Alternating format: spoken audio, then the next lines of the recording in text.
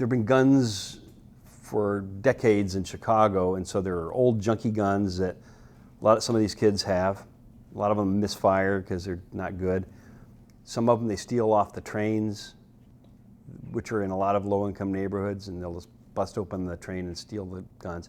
Smith & Wesson and other big gun manufacturers will ship their products across the country in trains.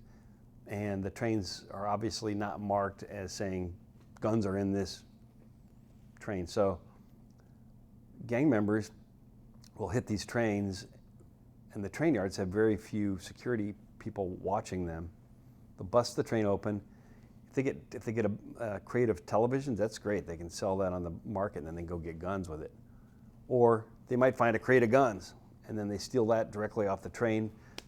That'll wind up getting sold all over the city, and those guns will then wind up in crimes in Chicago.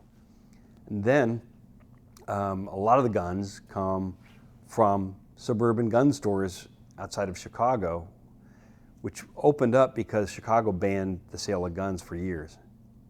And so until very recently, when the Supreme Court in Illinois said they can't do that anymore. So what you'll have is a girlfriend or a guy who has no criminal record. We call him a straw purchaser. They'll go to these stores and they'll buy X number of guns legally, and then they will immediately turn them over or sell them to somebody who's illegal. And then that person then becomes a gun dealer on the street and sells it to these young gang members for a profit. And so a lot of guns get on the street that way. A lot of guns get on the street when gang members will travel to Indiana or other states that have laws that are less strict than Chicago and Illinois. And they'll buy these guns at gun shows or at certain gun stores. There's one in particular in Indianapolis that sells a lot of guns that wind up on the street in Chicago. So that's how it happens.